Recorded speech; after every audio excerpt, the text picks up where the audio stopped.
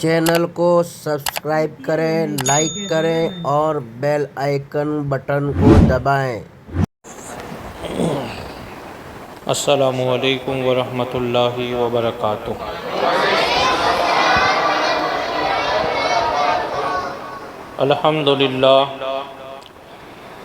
अल्हम्दुलिल्लाहि नहमदुहु व नस्तईनुहु व नस्तगफिरुहु व नुमिनु बिही व नतवक्कलु अलैहि व नऊज़ु बिल्लाहि मिन शुरूरि अनफुसिना व मिन सय्यिआति अमालिना मन यहदिहिल्लाहु फला मुदिल्ल लहु व मन युद्लिलहु फला हादिय लहु व नशहदु अल्ला इलाहा इल्लल्लाहु वहदहु ला शरीका लहु व नशहदु अन्न सय्यदना हबीबना आलाना मौलाना अशरफना मुहम्मदन अब्दुहु व रसूलुहु। अम्मा बाद फ़ऊज़ु बिल्लाहि मिनश शैतानिर रजीम बिस्मिल्लाहिर रहमानिर रहीम। क़द जाअकुम मिनल्लाहि नूर। सदक़ल्लाहु मौलानल अज़ीम व सदक़ रसूलुहुन नबियुल करीम व नहनु अला ज़ालिका लमिनश शाहिदीन वश्शाकिरीन वल्हम्दुलिल्लाहि रब्बिल आलमीन।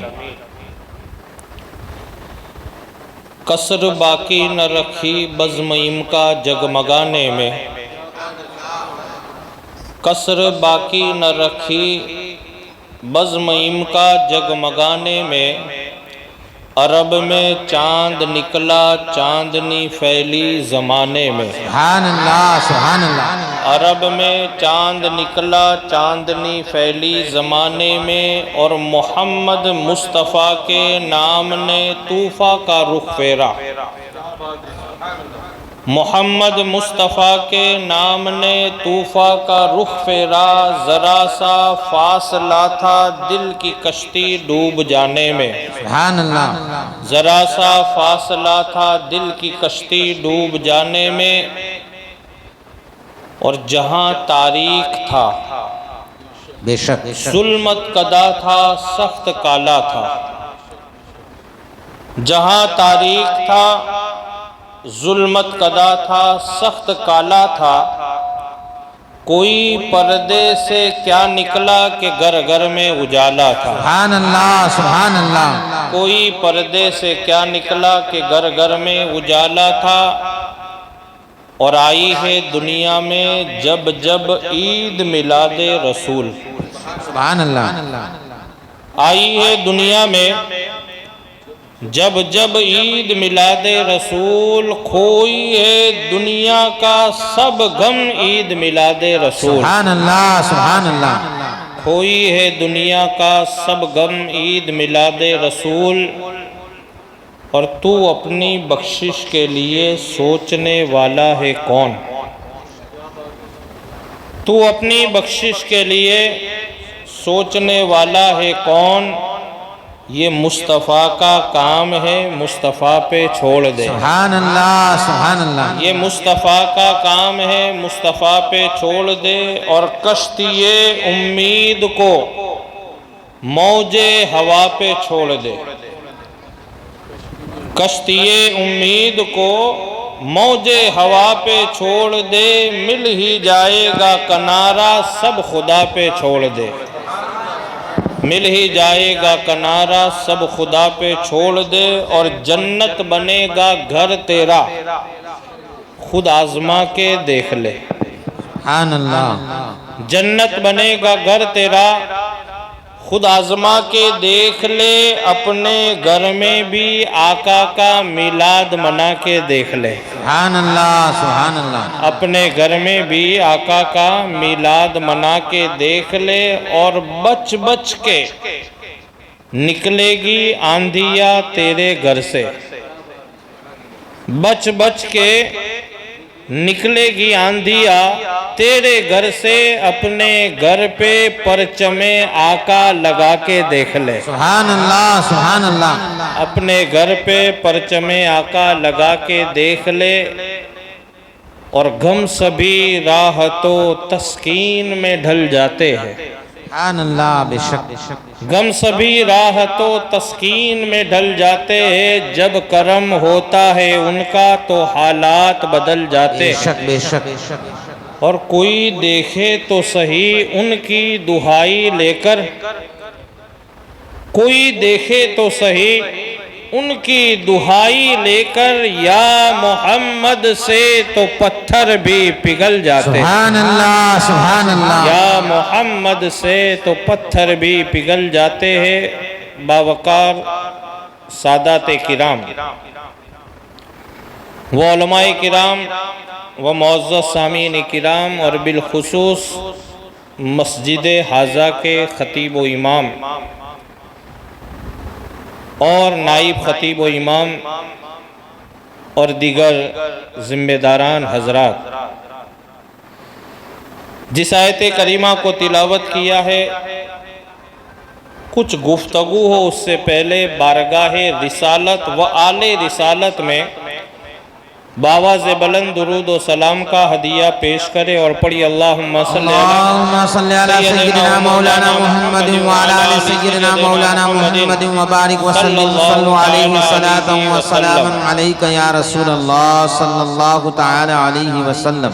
तकरीबन आपके यहाँ मिलादुन नबी की ये दूसरी महफिल है। अल्लाह ताला हम सब का जमा होना अपनी बारगाह में कबूल फरमाए। मामूल के मुताबिक और आदत के मुताबिक नाते पाक के चंद अशार पेशे खिदमत है। मुख्तार कायनात सादाता कोई नहीं, यानी रसूल पाक के जैसा कोई नहीं, यानी रसूल पाक के जैसा कोई नहीं। मुख्तार कायनात सादाता कोई नहीं, यानी रसूल पाक के जैसा कोई नहीं, यानी रसूल पाक के जैसा कोई नहीं। बिन मांगे मेरे आका ने जोली को बर दिया, बिन मांगे मेरे आका ने जोली को बर दिया। मंगता जो आया मांगने सुल्तान कर दिया, मंगता जो आया मांगने सुल्तान कर दिया। खाली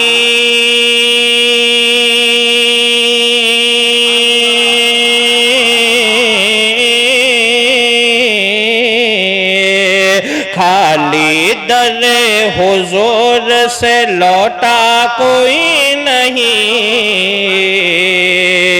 यानी रसूल पाक के जैसा कोई नहीं, यानी रसूल पाक के जैसा कोई नहीं। और फजले खुदा से देखे ज़ीशान हो गए, फजले खुदा से देखे ज़ीशान हो गए। आए थे कत्ल करने मुसलमान हो गए, आए थे कत्ल करने मुसलमान हो गए। फजले खुदा से देखिए ज़ीशान हो गए।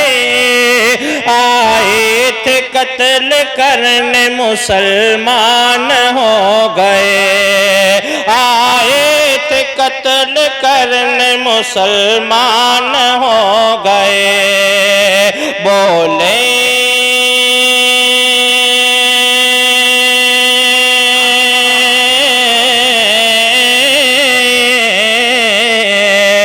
बोले उमर उम्र के आप सा दाता कोई नहीं,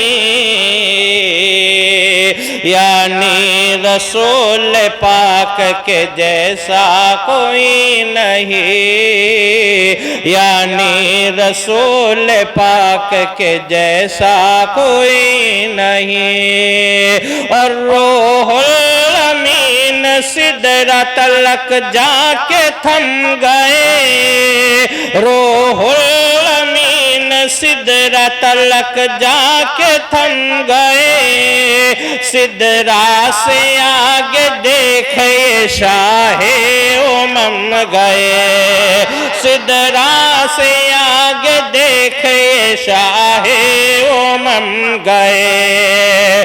पहुँचे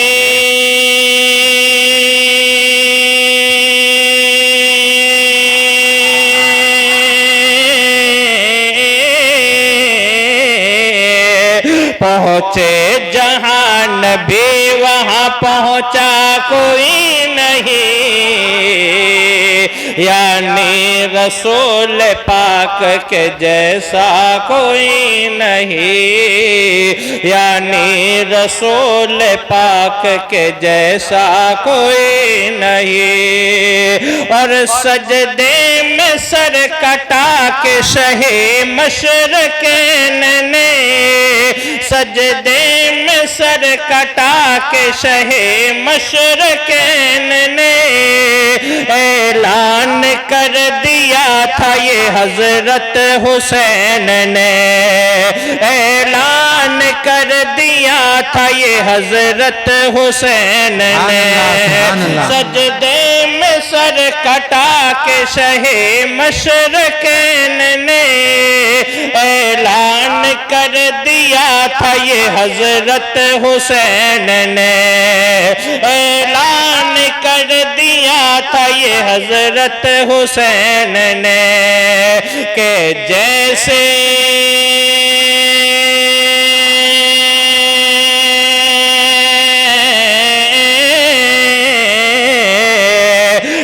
जैसे मेरे नाना है वैसा कोई नहीं, यानी रसूल पाक के जैसा कोई नहीं, यानी रसूल पाक के जैसा कोई नहीं। अल्लाह सुभान अल्लाह सुभान अल्लाह। दुरूद शरीफ पेश करें। अल्लाहुम्मा सल्ली अला सय्यिदना मौलाना मुहम्मद व अला आलि सय्यिदना मौलाना मुहम्मद व बारिक सल्लल्लाहु अलैहि वसल्लम। वसल्लम। कद जाअकुम मिनल्लाहि नूर। बिल्कुल आसान तर्जुमा ये है कि बेशक आ गया अल्लाह की तरफ से एक नूर। इस आयत को बाज मुफस्सिरीन ने आयत मिलाद भी कहा। कद जाअकुम मिनल्लाहि नूर, ये जो आयत है इसको बहुत सारे मुफस्सिरीन ने आयत मिलाद कहा। और इसका मतलब ये होता है कि जिन आयतों में मेरे सरकार की विलादत का जिक्र हो उसको आयत मिलाद कहते हैं। अब सबसे पहले हम ये जान ले कि मिलाद किसको कहते हैं, क्योंकि मैं हर बयान में आपको कहता हूं कि आप तमाम मुझे अच्छी तरह जानते हैं और मैं आपको जानता हूं, इसलिए मैं जब भी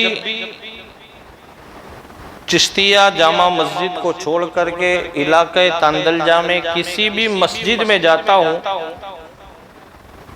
तो आसान लहजे में और आसान उर्दू में और आसान अंदाज में बात करने की कोशिश करता हूँ, क्योंकि वहाँ मुझे वो जोशीला अंदाज या कोई अपना फन या हुनर बताने की ज़रूरत नहीं है, क्योंकि सब जानते। कोशिश ये होती है कि चंद बातें हम और आप मिल कर के सीखे तो उसकी बरकतें मुझे भी मिले और आपको भी मिले। सबसे पहले मिलाद किसको कहते हैं वो हम समझ लें। देखिए, मिलाद ये अरबी लफ्ज़ है, मिलाद अरबी लफ्ज़ है और उसका माना होता है किसी की पैदाइश का जिक्र करना। मिलाद का मतलब होता है किसी की पैदाइश का जिक्र करना। और मिलाद के आगे अगर आप नबी लगा दोगे, मिलादुन नबी, तो अब तर्जुमा क्या होगा? नबी की विलादत का जिक्र करना। तो ये जो मिलादुन नबी कहा जाता है, उसको मिलादुन नबी इसलिए कहते हैं कि इन महफिलों में और इन दिनों में मेरे आका की आमद का जिक्र करते हैं। और सरकार अलैहि सलाम की मिलाद का जिक्र करना, ये हम गुलामों पे एक अहम फरीजा है। इसलिए कि आज हमारी जिंदगी का जो पूरा निजाम चल रहा है, ये कोई हमारे बलबूते पर नहीं है, ये अल्लाह चला रहा है। और अल्लाह ताला ने साफ ऐलान फरमाया है कि ए महबूब, अगर मैं आपको पैदा नहीं फरमाता तो दुनिया को भी पैदा नहीं फरमाता। ऐ महबूब, अगर मैं आपको पैदा नहीं फरमाता तो इंसान को भी पैदा नहीं फरमाता। ऐ महबूब, अगर मैं आपको पैदा नहीं फरमाता तो इंसानियत को भी पैदा नहीं फरमाता। लेकिन ऐ महबूब, आपको फरमाने के सदके में, पैदा फरमाने के सदके में हमने पूरी कायनात को पैदा फरमाया। अब सरकार अलैहि सलाम इस मुबारक महीने में 12 रबीउन नूर को आप तशरीफ लाए, और जो नूरे नबी है, अल्लाह ने कुरान में फरमाया कद जाकुम मिनल्लाहि नूर, बेशक आ गया अल्लाह की तरफ से एक नूर। ये नूर ऐसा नूर है, हजरत आयशा सिद्दीका रदी अल्लाह ताला अन्हा ने एक दिन मेरे आका से यूं अर्ज किया कि या रसूल अल्लाह सल्लल्लाहु अलैहि वसल्लम, हजरत यूसुफ अलैहि सलाम बहुत हसीन व जमील और आपके हुस्न के बड़े चर्चे हुए। हजरत आयशा मेरे आका से यूं अर्ज करती कि या रसूल अल्लाह, हजरत यूसुफ अलैहिस्सलाम के हुस्न के बड़े चर्चे हुए और आप हसीन व जमील भी इतने थे कि जब आप पानी नौश फरमाते थे और जब वो पानी आपके गले के नीचे से उतरता था तो बाहर से नजर आता था। हजरत यूसुफ अलैहिस्सलाम का गला मुबारक इतना नाजुक था कि जब आप पानी नौश फरमाते तो वो पानी बाहर से आप देख तक सकते, जिसको हमारी आज तरक्की याफ्ता जमाने में ट्रांसफरन कहते। हजरत आयशा ने मेरे आका से यूं अर्ज किया कि या रसूल अल्लाह, हजरत यूसुफ अलैहिस्सलाम बड़े हसीन व जमील थे और आप पानी पीते थे तो आपके गले में से वो पानी उतरता हुआ दिखता है, लेकिन या रसूल अल्लाह, मेरा ईमान और अकीदा है कि आप जैसा हसीन व जमील तो आज तक आया नहीं है, और या रसूल अल्लाह, आप जैसा खूबसूरत बेटा किसी माँ ने जना भी नहीं है। हजरत आयशा कहती या रसूल अल्लाह, मेरा ईमान है कि आप जैसा बेटा कभी पैदा नहीं हुआ और किसी माँ ने ऐसा बेटा जना भी नहीं। लेकिन या रसूल अल्लाह, एक बात समझ में नहीं आती, आप जब पानी पीते हैं तो मैंने एक बार नहीं बार बार देखा है कि वो पानी उतरता हुआ नजर नहीं आता है।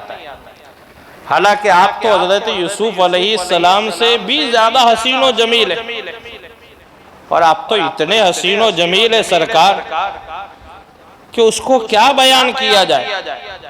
लेकिन या रसूल अल्लाह, हजरत यूसुफ अलैहिस्सलाम के गले में पानी नजर आता है लेकिन आपके गले में पानी नजर नहीं आता, वजह क्या है? मेरे आका सल्लल्लाहु अलैहि वसल्लम मुस्कुराने लगे और फरमाया आयशा करीब आ जाओ।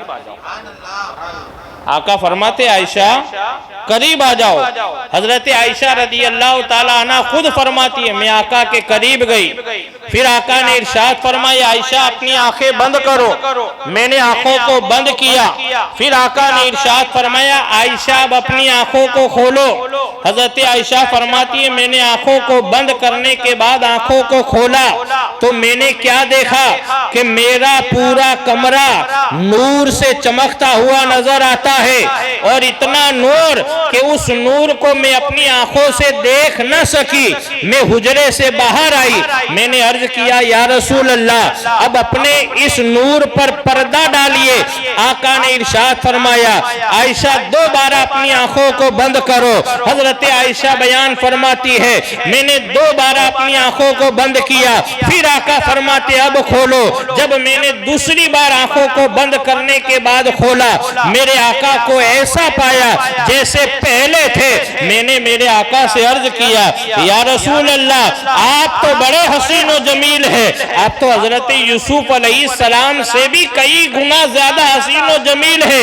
आका ने इरशाद फरमाया, ऐ आयशा अल्लाह ने मेरे चेहरे पर गैरते खुदाबंदी के 70,000 पर्दे डाल के रखे हैं, और उन पर्दों में से अभी एक पर्दा हटाया था जिसका आलम ये था। सुभान अल्लाह, सुभान अल्लाह, सुभान। नाराए तकबीर, नाराए रिसालत, सुभान अल्लाह, सुभान। आयशा उन 70,000 पर्दों में से अभी एक पर्दा हटाया जिसका आलम ये था, अगर 70,000 पर्दे हटा दिए जाए तो क्या आलम होगा। तेरा हसी दरबार है, तेरा नया अंदाज है, ऐ मरकज़े हुस्नो अदा, तेरी अदा पे हम फिदा। ये मेरे आका की शान है, ये नूरे नबी है। और सरकार अलैहिस्सलाम के हुस्न जमाल की बात हम और आप क्या करेंगे। खुद हजरत आमीना रदी अल्लाह ताला अन्हा आपकी वालिदा मोहतरमा और सारे मोमिनों की माँ बयान फरमाती, जब मेरे आका इस जहान में तशरीफ लाए, सबसे पहले तो मैं आपको ये बताऊं, हजरत आमीना रदी अल्लाह ताला अन्हा फरमाती है कि मेरे आका की पैदाइश से 55 दिन पहले, कितने 55 दिन पहले फिजाओं के अंदर खुशबू ही खुशबू नजर आ रही। सरकार की विलादत के 55 दिन पहले। अब आप इसको खाली 55 नहीं देखे, आप गिनती करें कि 55 दिन कितने होते।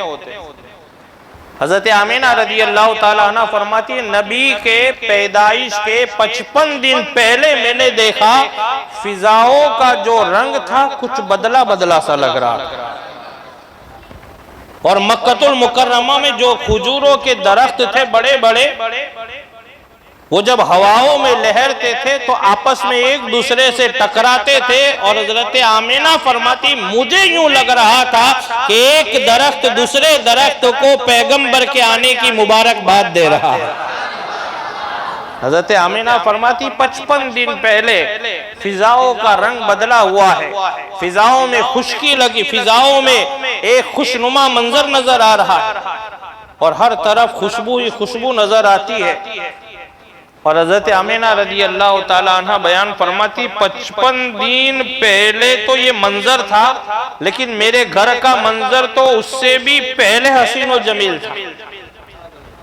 अब हजरत आमीना रदी अल्लाह ताला अन्हा बयान फरमाती है कि जब सरकार अलैहिस्सलाम की पैदाइश का वक्त जूं जूं करीब आया तो अल्लाह की तरफ से फरिश्तों को हुक्म दिया कि जाओ 3 झंडे लेकर के जाओ,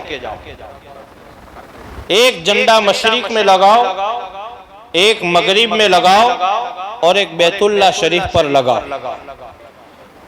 आज हम और आप जो झंडे लगाते, ये हमारा और आपका तरीका नहीं है, ये फरिश्तों का तरीका है, फरिश्तों ने लगाया। हजरत आमीना रदी अल्लाह ताला अन्हा बयान फरमाती है, सरकार की आमद से पहले ये मंजर बता रहा था कि कोई खास मेहमान आने वाला है। जब सरकार अलैहिस्सलाम पैदा हुए तो हजरत आमीना रदी अल्लाह ताला अन्हा बयान फरमाती है कि आप आम बच्चों की तरह पैदा नहीं हुए, आपके पैदाइश का अंदाज भी अलग है। बड़ा हसीन और जमील अंदाज है आपका। अगर हर बच्चा पैदा होता है तो रोता हुआ, कभी कुछ बच्चे रोते भी नहीं है, उनको रुलाया जाता है। कुछ बच्चे ऐसे होते हैं कि जिनका अंदाज निराला अलग थलग होता है, लेकिन या रसूल अल्लाह आपके पैदाइश का अंदाज अलग है, नाफ कटी हुई है। हमारे घरों में बच्चे पैदा होते तो उनकी नाफ काटी जाती है, लेकिन सरकार की नाफ काटने की भी जरूरत नहीं है। और हमारे घर में बच्चे पैदा हो तो उनको खतना करवाई जाती है, लेकिन सरकार आपका अंदाज निराला है, पैगंबर आजम को खतना की भी जरूरत नहीं। अल्लाह की तरफ से खतना शुदा पैदा हुए। और हजरत आमीना रदी अल्लाह ताला अन्हा फरमाती सिर्फ इतना नहीं, जब सरकार अलैहिस्सलाम पैदा हुए तो पैदाइश के चंद लम्हे के बाद आप सजदे में जाते और कहते रब्बे हबली उम्मती, रब्बे हबली उम्मती, रब्बे हबली उम्मती।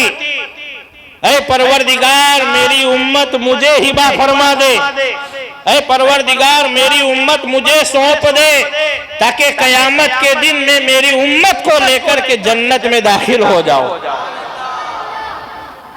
ये मेरे आका की पैदाइश का मुख्तसर मंजर। अब जब सरकार अलैहिस्सलाम इस जहान में तशरीफ लाए तो उस जमाने में एक माहौल था और मंजर था कि लोग अपने बच्चों को दूध पिलाने के लिए मक्का शरीफ के आसपास जो छोटे छोटे गांव थे वहां बेचते थे। उस साल उन दिनों में, जिन दिनों में और जिन साल में मेरे आका इस जहान में तशरीफ लाए और सरकार की आमद का मकाम और मर्तबा तो देखो, रिवायतों में आता है कि जिस साल मेरे आका आए उस साल हर हमल वाली औरत के हमल से अल्लाह ने बेटे ही पैदा फरमाए। उस साल जितने भी बच्चे पैदा हुए सबके घरों में बेटे पैदा हुए। और इसलिए कहा जाता है कि घरों में अगर बच्चे पैदा हो और अगर बेटा हो तो आप नाम कुछ भी रखें, लेकिन उसके नाम के आगे आप मोहम्मद लगाया करें। बुजुर्गान दीन फरमाते कि जिनके नामों के आगे मेरे आका के नाम की निस्बत होगी, जब सरकार जन्नत में जाएंगे तो वो नाम वाले भी जन्नत में चले जाएंगे। और हम तो निस्बत वाले, हम तो अल्हम्दुलिल्लाह निस्बत वाले। अब जब सरकार अलैहिस्सलाम पैदा हुए, उस जमाने में माहौल था कि लोग अपने बच्चों को आसपास के देहातों में दूध पिलाने के लिए भेजा करते थे। अब उन दिनों में और उन जमाने में एक काफिला आता है, उसमें मालदार औरतें भी आती है, गरीब, ज्यादातर गरीब औरतें होती है। अब उसमें एक खातून ऐसी भी आई जिनका नाम हजरत हलीमा सादिया रदी अल्लाह ताला अन्हा। और ये वो खुश नसीब खातून और उम्मुल मोमिनीन है कि जिन्होंने अपने मुबारक छाती का मेरे आका को दूध पिलाया। सरकार अलैहिस्सलाम को दूध पिलाने वाली जो माँ है वो हजरत दाई हलीमा है। अब हजरत दाई हलीमा रदी अल्लाह ताला अन्हा भी उस काफिले में बड़ी गरीब खानदान से आप ताल्लुक रखती है। हजरत दाई हलीमा खुद फरमाती है मेरा खानदान बड़ा गरीब खानदान, और इतना गरीब कि हमारे घर में एक दिन अगर खाना पकता था फिर 3 दिन तक खाना पकाने की नौबत तक नहीं, सामान नहीं। और मेरे आका की शान तो देखो आप, घर और कुंबा भी कैसा पसंद फरमाते कि जिस घर में खाने का कोई सामान नहीं। हजरत दाई हलीमा जो काफिले के साथ आई और जिस सवारी पर आप आ रही थी वो सवारी भी बड़ी कमजोर। हजरत दाई हलीमा बयान फरमाती मेरे साथ वाली औरतें मुझे कहती है दाई हलीमा तुम सवारी कैसी लेकर के आई हो। हजरत दाई हलीमा बयान फरमाती मेरे पास जो ऊंटनी थी वो भी इतनी कमजोर के बराबर चल भी नहीं पा रही, दौड़ना तो बहुत दूर की बात है, चल भी नहीं पा रही है। हजरत दाई हलीमा बयान फरमाती जब मैं मक्का में दाखिल हुई तो मेरे साथ की औरतें मक्का पहुंच के बच्चों को लेके वापस हो रही। अब जब मैं मक्का शरीफ पहुंची तो मैंने देखा कि अब तो सारे बच्चे चले गए, मालदार घरों के जो बच्चे थे लोग लेकर के चले गए, क्योंकि उसमें दूध पिलाने वाली जो औरतें होती थी उनको जिनका बच्चा होता था वो पैसा देते और इनाम दिया करते। और बच्चों का फायदा ये होता है, उन्हें गांव की फिजा मिलती थी और गांव का माहौल मिलता था, बच्चों के अंदर तंदुरुस्ती एनर्जी वगैरह ज्यादा रहती थी। अब जब दाई हलीमा रदी अल्लाह ताला अन्हा मक्का में आई और आपके साथ की तमाम औरतें बच्चे लेकर के रवाना हो गई, हजरत दाई हलीमा ने देखा कि अब कोई बच्चा बचा नहीं है, सारे बच्चे खत्म हो गए। हजरत दाई हलीमा बयान फरमाती, मैं बड़ी हसरत भरी निगाहों से खाने काबा को देख रही थी, खाने काबा को मैं देख रही थी और ये सोच रही थी कि अब शायद मेरे किस्मत में, मेरे हिस्से में कोई बच्चा नहीं है। मायूस होकर के मैंने ये दिल में इरादा किया कि अब मैं वापस चली जाती हूँ। इतने में मैंने देखा कि काबतुल्लाह में से मेरे आका के दादा जान हजरत अब्दुल मुत्तलिब आ रहे। हजरत अब्दुल मुत्तलिब ने जब मुझे देखा और मैंने उन्हें देखा तो हजरत दाई हलीमा को देखा कि बड़ी परेशान हाल है, चेहरा मुरझाया हुआ है। तो हजरत अब्दुल मुत्तलिब ने पूछा, अरे खातून क्या बात है? तो हजरत दाई हलीमा फरमाती है कि मैंने उन्हें अपना परिचय कराया कि मेरा नाम हलीमा सादिया है और मैं फला खानदान से ताल्लुक रखती हूँ। मैं यहाँ बच्चा लेने आई थी, लेकिन गरीबी और मुफलिसी की वजह से मेरी सवारी कमजोर है और कमजोर की वजह से मेरी सवारी में रफ्तार नहीं, मैं आने में ताखीर हुई, मुझे कोई बच्चा नहीं मिला। तो हजरत अब्दुल मुत्तलिब कहते हैं, ऐ खातून घबराने की जरूरत नहीं है, मेरे घर में मेरा पोता है, क्या तुम उसे ले जाओगी? हजरत अब्दुल मुत्तलिब कहते हैं कि खातून घबराओ मत। हजरत दाई हलीमा बयान फरमाती, मुझे अब तक पता नहीं है कि ये बच्चा कौन है। हजरत दाई हलीमा बयान फरमाती है कि हजरत अब्दुल मुत्तलिब ने कहा कि मेरा पोता है, क्या तुम उसे ले जाओगे? उसके सर पे भी उसके बाप का साया नहीं है, क्या तुम ले जाना चाहती हो? हजरत दाई हलीमा बयान फरमाती, मैंने थोड़ी देर अपने दिल में सोचा कि जब कोई बच्चा नहीं मिला है तो लाओ इन्हीं लेकर के जाते, जो भी होगा परवरिश करेंगे। लेकिन हकीकत में परवरिश करे क्या? नबी की परवरिश कोई करता नहीं, नबी सबकी परवरिश करते हैं। ये मेरे आका की शान है। हजरत दाई हलीमा बयान फरमाती है, हजरत अब्दुल मुत्तलिब ने कहा कि रुक जाओ, मैं मेरे पोते को लेकर के आता हूँ, तुम उसे ले जाओ। हजरत दाई हलीमा बयान फरमाती है कि जब हजरत अब्दुल मुत्तलिब मकान में गए और जाने के बाद पैगंबर आजम को एक कपड़े में लपेट करके जब मेरे पास लेकर के आए और मेरे दामन में दिया और जब मैंने मेरे आका को अपने सीने से लगाया तो उस दिन मुझे ऐसा महसूस हो रहा था, अल्लाह ने आज मेरे सारे गमों को दूर कर दिया है, अल्लाह ने सारी तकलीफों को दूर कर दिया है, सारी बीमारियों से शिफा अता फरमाई है। और क्यों न हो, आई है दुनिया में जब जब ईद मिलाद रसूल, हुई है दुनिया का सब गम ईद मिलाद रसूल। कसर बाकी न रखी बज़्म इनका जगमगाने में, अरब में चांद निकला चांदनी फैली जमाने में। हजरत दाई हलीमा बयान फरमाती, जैसे मेरे आका मेरी गोद में आए और मैंने अपने सीने से लगाया, सारे गम मेरे दूर हो गए। और फिर जब मैंने मेरे आका को अच्छी तरह अपनी बाहों में लिया, मुझे ऐसा महसूस हो रहा था कि आज मैंने अर्शे आजम को थाम लिया है। जब मैंने आका को अपने कंधे पर रखा तो मुझे ऐसा महसूस हो रहा था कि पूरी दुनिया को अल्लाह ने समेट करके मेरी गोद में डाल दिया। ये हजरत दाई हलीमा बयान फरमाती, जिन्होंने मेरे आका को दूध पिलाया। हजरत दाई हलीमा आगे बयान फरमाती है, फिर मुझसे हजरत अब्दुल मुत्तलिब ने फरमाया, ए खातून, ये बच्चा आम बच्चा नहीं है, ये बशर जरूर है लेकिन ये खैरुल बशर है। ये बशर जरूर है लेकिन खैरुल बशर है। ये जात बड़ी अफजल व आला है। ये वो नबी है कि जिनकी शान में अल्लाह कुरान नाजिल फरमाएगा। हज़रत दाई हलीमा बयान फरमाती है कि मैंने हज़रत अब्दुल मुत्तलिब से सरकार की कुछ सीरत तैयबा को सुना। फिर जब सरकार को मैं बड़े अदब व एहतराम से लेकर के अपनी ऊँटनी पर सवार हुए, सवार क्या हुए कि उन सवार की बरकत से अल्लाह ने मेरी सवारी को ताकतवर बना दिया। अब जो औरतें मुझसे पहले निकल चुकी थी, मेरी सवारी की रफ्तार का ये आलम था कि उनसे भी आगे मेरी सवारी चली गई।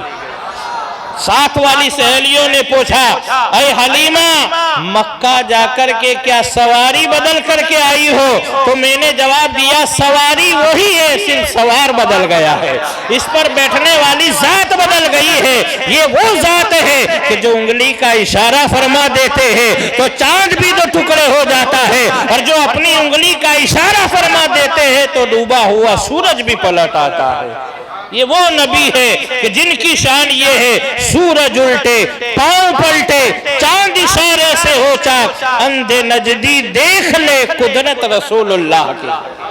ये वो नबी है कि जिनकी शान अरफो आला है, जिनकी अजमत अरफो आला है, जिनको अल्लाह ने कभी रहमतुल लिल आलमीन कह करके पुकारा है, कहीं ताहा व यासीन कह करके पुकारा है, कहीं मुज़म्मिल व मुद्दसिर कह करके पुकारा है। ये वो नबी है कि जिनकी तस्दीक नबूवत में अल्लाह 30 पारों को नाजिल फरमाने वाला। हज़रत दाई हलीमा बयान फरमाती है, मैं पैगम्बर आज़म को बड़े अदब व एहतराम के साथ जब लेकर के रवाना हुई तो मैंने क्या देखा कि सुनसान बयाबान जंगल जब आया तो मैंने देखा कि मेरे आका पर दुरूद पढ़ने की आवाज आ रही है। मैंने हर तरफ देखा, कोई आता है दुरूद पढ़ने वाला नजर आता है, लेकिन कोई नजर नहीं आया। मैं समझ गई ये नबी वो है कि जिन पर इंसान तो क्या, पत्थर भी दुरूद पढ़ा करते हैं। हज़रत दाई हलीमा बयान फरमाती, सिर्फ इतना नहीं, जब नबी को मैं लेकर के जा रही थी तो मैंने देखा कि जो दरख्त मेरे नबी और मेरे सवारी की सेंटर में आता और अगर वो ऊंचा होता था तो जब मेरे आका उसके सेंटर में आते तो वो दरख्त झुक जाता था। यानी दरख्त को भी पता है कि ये नबी वो है कि जिनसे कोई ऊंचा नहीं हो सकता है। सबसे औला व आला हमारा नबी, सबसे बाला व बाला ये हमारे नबी की शान है। हजरत दाई हलीमा बयान फरमाती है, आका को लेकर के मैं चलती रही, बड़ा सुकून मिल रहा है, मुझे दिल में भी राहत हो रही है। मेरी सवारी की रफ्तार का भी ये आलम है कि मेरे पहले निकली हुई सहेलियां पीछे छूट जाती है। हजरत दाई हलीमा बयान फरमाती है, सरकार की पैदाइश के बाद जब मैं दूध पिलाने की गर्ज से आपको लेकर के मेरे मकान में दाखिल हुई तो मेरा वो घर कि जो कई सालों से बिल्कुल सुनसान बयाबान था, जिसमें अंधेरे के सिवाय कुछ नहीं था, जैसे ही मैं आका को लेकर के दाखिल हुई मेरा मकान तो चमकने लगा, लेकिन इधर नजर डालती थी तो इधर 40 मकान चमकते हुए नजर आते हैं, इधर नजर डाला तो 40 मकान चमकते हुए नजर आते हैं। जहां जहां में नजर डालती थी हर तरफ नूर ही नूर नजर आता था। जहां तारीख था, जुल्मत कदा था, सख्त काला था, कोई पर्दे से क्या निकला कि घर घर में उजाला था। हजरत दाई हलीमा बयान फरमाती, जब चंद दिन गुजरे तो मेरे आसपास वालों ने मुझे कहा कि दाई हलीमा, क्या रात को चिराग रोशन करती हो? आपके घर में उजाला बहुत नजर आता है। और कुछ दिन पहले तो दिन को क्या कि रात को क्या आपके घर में अंधेरे के सिवाय कुछ नहीं होता था, लेकिन क्या आप रातों को चिराग जलाती हो? हजरत दाई हलीमा ने फरमाया कि चिराग नहीं, ये चिरागे अंबिया तशरीफ लाए हैं, ये सैयदुल अंबिया तशरीफ लाए हैं, नबियों के इमाम तशरीफ लाए। ये मेरा कमाल नहीं, आमद मुस्तफ़ा का कमाल है। हजरत दाई हलीमा बयान फरमाती, ये नबी की आमद का कमाल है। और क्यों ना हो, क्योंकि मेरे आका वो है कि जिनका जिक्र हजरत आदम अलैहिस्सलाम से लेकर हजरत ईसा अलैहिस्सलाम तक 1,24,000 या 2,24,000 कमो बेश अंबियाए किराम तशरीफ लाए, सब ने मेरे आका की आमद का ऐलान किया, सब ने किया। और हजरत इस्माइल हक्की रहमतुल्लाह ताला अलैह, जो बहुत बड़े मुफस्सिर गुजरे। मैंने आज जुमा में बयान किया था ये। हजरत इस्माइल हक्की रहमतुल्लाह ताला अलैह बहुत बड़े मुफस्सिर है और आपकी किताब बड़ी मशहूर और मारूफ है जिसका नाम है तफसीर रूहुल बयान। और दूसरे एक मुफस्सिर इमाम स्यूती रहमतुल्लाह ताला अलैह, उन्होंने जो किताब लिखी उसका नाम है अल खसाइसुल कुबरा। ये दोनों किताब में ये रिवायत मौजूद है कि जब हजरत आदम अलैहिस्सलाम की जिंदगी के आखिरी अय्याम चल रहे थे, इसको आप ध्यान से सुने कि मेरे आका का मकाम और मर्तबा क्या है, और अल्लाह का करम देखे कि अल्लाह ने हमें उस नबी की उम्मत में पैदा फरमाया। हजरत इस्माइल हक्की और इमाम स्यूती रहमतुल्लाह ताला अलैह फरमाते हैं कि जब हजरत आदम अलैहिस्सलाम की जिंदगी के आखिरी अय्याम चल रहे तो आपने अपने बेटे को बुलाया और कहा कि बेटा, अब मेरी जिंदगी के आखिरी अय्याम है, लेकिन एक काम हमेशा करते रहना। तो आपके बेटे ने अर्ज किया कि अब्बा हुजूर बताइए वो काम क्या है। तो हजरत आदम अलैहिस्सलाम ने फरमाया वो काम ये है कि एक नबी आने वाले हैं जिनका नाम मुहम्मदुर रसूलुल्लाह सल्लल्लाहु अलैहि वसल्लम है, उन पर हमेशा दुरूद पढ़ते रहना। हजरत आदम अलैहिस्सलाम कहते हैं उन पर हमेशा दुरूद पढ़ते रहना। हजरत आदम अलैहिस्सलाम से आपके बेटे ने अर्ज किया कि अब्बा हुजूर ये कौन है, ये मुहम्मदुर रसूलुल्लाह सल्लल्लाहु अलैहि वसल्लम कौन है।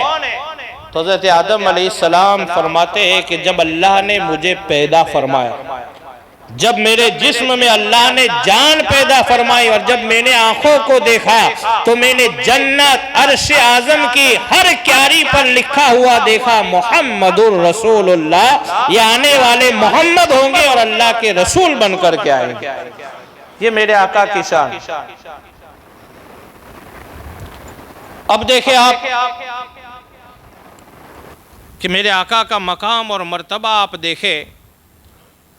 हज़रत दाई हलीमा रदी अल्लाह ताला अन्हा सरकार अलैहिस्सलाम को अपने मकान मुबारक में जब रखती है और चंद दिन गुज़रे तो लोगों ने कहा कि दाई हलीमा रातों को क्या आप चिराग रोशन रखती हो। तो हज़रत दाई हलीमा ने कहा कि चिराग नहीं बल्कि चिराग अंबिया हमारे घर तशरीफ़ लाए हैं।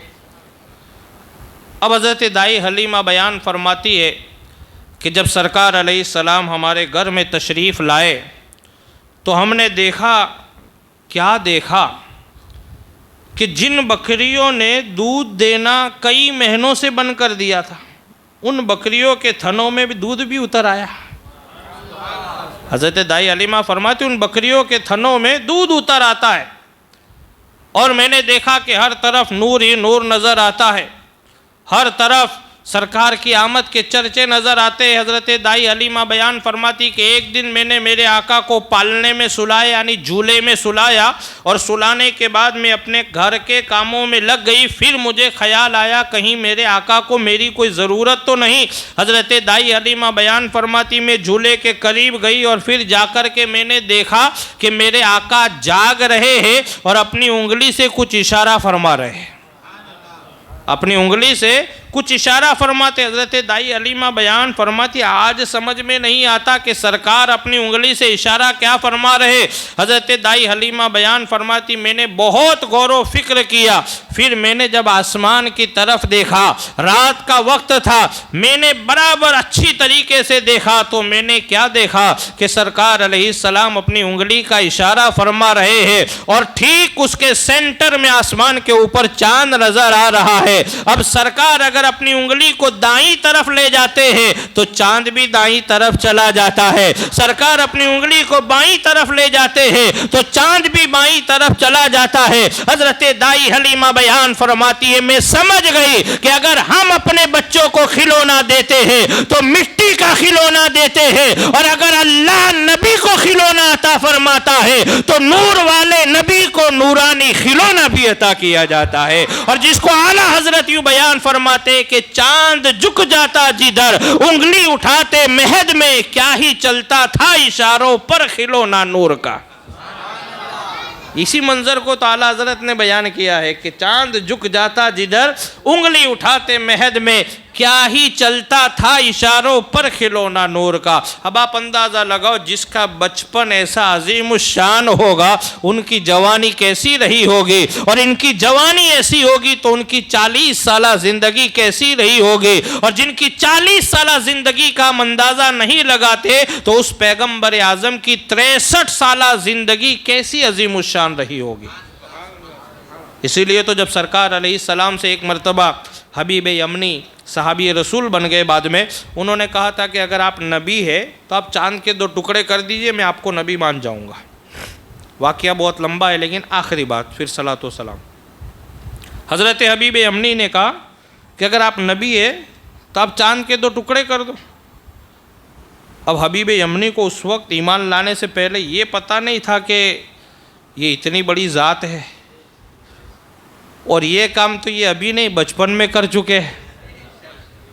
हज़रत हबीब यमनी को उस वक्त मालूम नहीं था। हालांकि हज़रत हबीब यमनी बड़े मालदार रईस घराने से ताल्लुक़ रखते थे, और उस ज़माने में 18 ज़बान के आप आलिम थे। हज़रत हबीब यमनी 18 ज़बान, हज़रत हबीब यमनी फिर सहाबी रसूल बने। अब आप अंदाज़ा लगाओ, जब सहाबी इतनी ज़बान जानता है तो नबी कितनी ज़बान जानते होंगे।